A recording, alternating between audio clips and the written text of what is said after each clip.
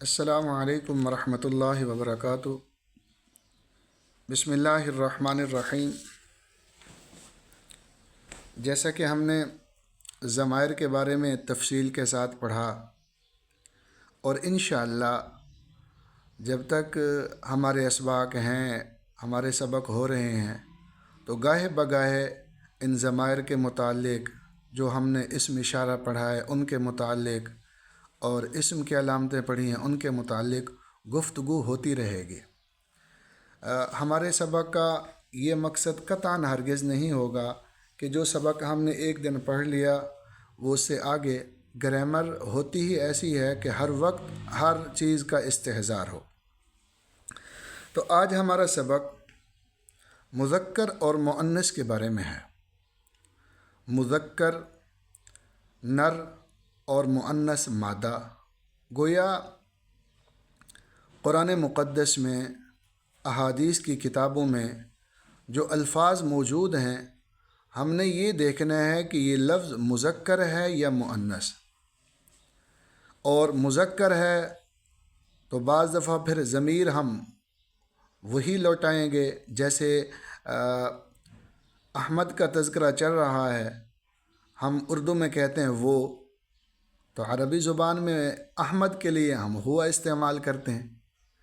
اگر عائشہ کا تذکرہ چل رہا ہے تو ہم کہتے ہیں عائشہ وہ نماز پڑھتی ہے، لیکن عربی زبان میں ہم عائشہ کے لیے جب ضمیر استعمال کریں گے تو ہیا کی کریں گے، تو ہوا ہیا۔ تو اس حوالے سے مذکر اور مؤنث کا فرق اور ان کی پہچان بھی ضروری ہے۔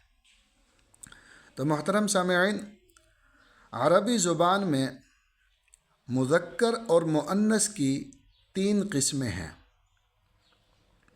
نمبر 1، وہ اسماء جن میں نر اور مادہ کا تصور ہو، جیسے ماں، باپ۔ جب بھی ماں کا لفظ آئے تو فوراً مؤنث کی طرف ذہن جاتا ہے۔ باپ یہ لفظ جب آئے تو فوراً ذہن مذکر کی طرف جاتا ہے۔ بہن، بھائی وغیرہ۔ تو دنیا کی کسی زبان میں ان کے مذکر اور مؤنث ہونے کا فیصلہ قواعد کی روشنی میں نہیں کیا جاتا، بلکہ یہ فیصلہ فطرت کرتی ہے کہ یہ لفظ مذکر ہے یا مؤنث۔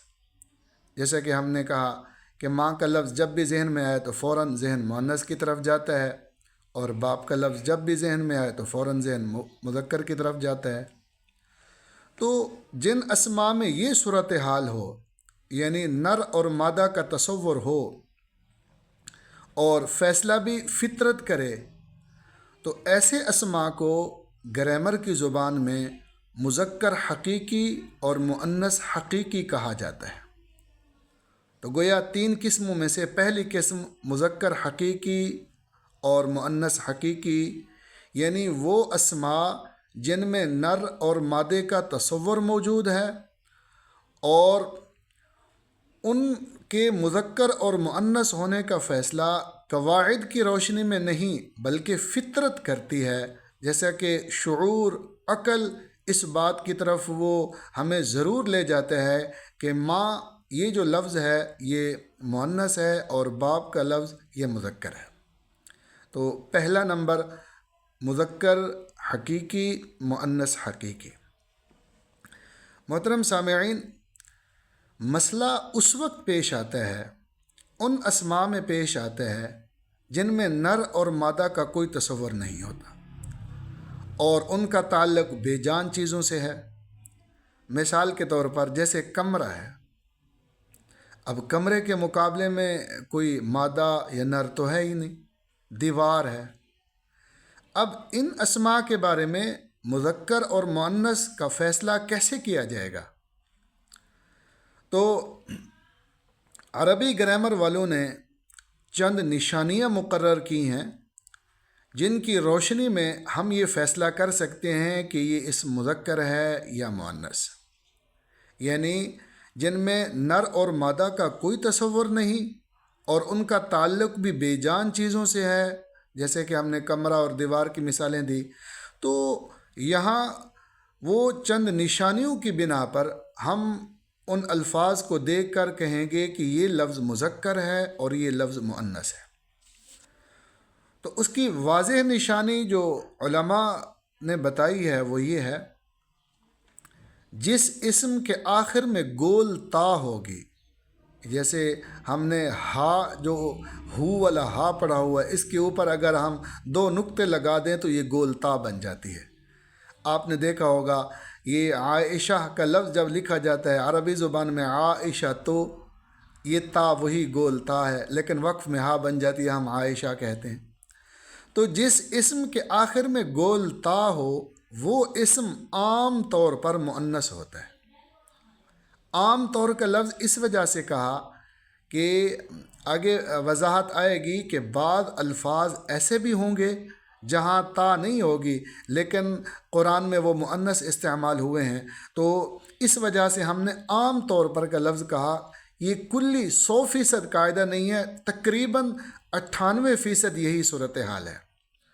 تو دوبارہ نوٹ فرما لیں، جس اسم کے آخر میں گول تا ہوگی وہ اسم عام طور پر مؤنث ہوگا، جیسے غرفتن کمرہ، یہ تا ہے، گول تا ہے۔ تو ہم سے اگر کوئی پوچھے کہ غرفتن کا لفظ مذکر ہے یا مؤنث، ہم کہیں گے مؤنث۔ وہ پوچھیں کیا نشانی ہے تو ہم کہہ سکتے ہیں تا ہے۔ اسی طرح ساعتن گھڑی، یہ جو ہم گھڑی پہنتے ہیں، تو ساعتن اس کے آخر میں بھی گول تا ہے، یہ لفظ بھی مؤنث ہے۔ اور جس اسم کے آخر میں گول تا نہ ہو وہ اسم عام طور پر مذکر ہوتا ہے، جیسے آج ہم نے ایک مثال قلم کی پڑھی ہے اور ایک مثال کتاب کی اور جدار دیوار کی، ہم نے جو ضمائر میں مثالیں پڑھی ہیں، کتاب کی، قلم کی، دیوار، ان کے آخر میں گول تا نہیں ہے، تو گویا یہ اسم مذکر ہے۔ تو گویا جہاں گول تا ہوگی وہ اسم مؤنث ہوگا، جہاں نہیں ہوگی وہ مذکر ہوگا۔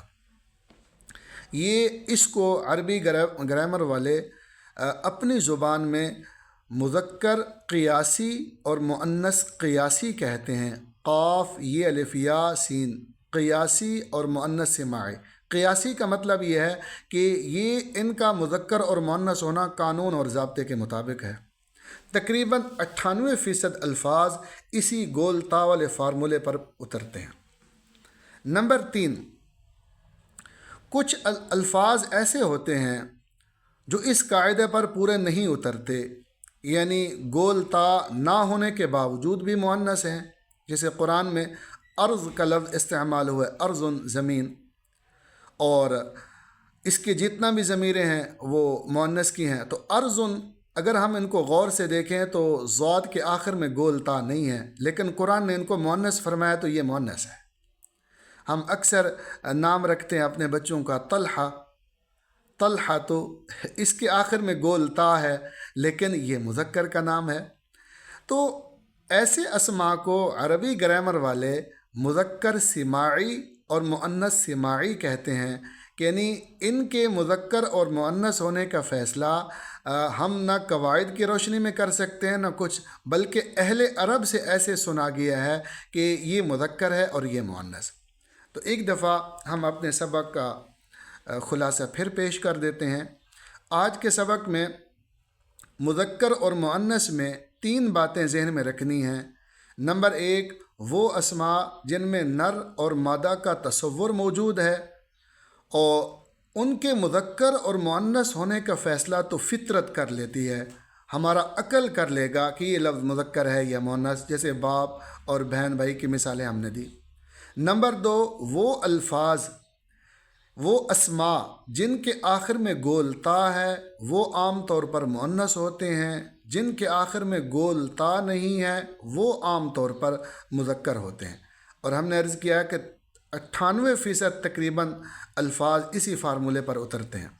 لیکن کچھ الفاظ ایسے بھی ہیں گرامر میں، قرآن مقدس میں، جہاں گول تا نہیں ہوگی لیکن پھر بھی مؤنث ہیں، لیکن کہیں گول تا ہوگی پھر بھی مذکر ہیں، تو ان کو عربی زبان والے کہتے ہیں سماعی، یعنی اہل عرب سے ہم نے سنا ہے کہ یہ مذکر ہے، اہل عرب سے ہم نے سنا ہے یہ مؤنث ہے۔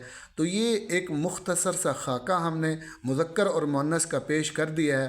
اب انشاءاللہ کل کے سبق میں ہم مذکر اور مؤنث کی جو مثالیں قرآن میں استعمال ہوئی ہیں اس کی وضاحت کریں گے۔ دعا ہے اللہ تعالی ہم سب کو عمل کرنے کی توفیق عطا فرمائے۔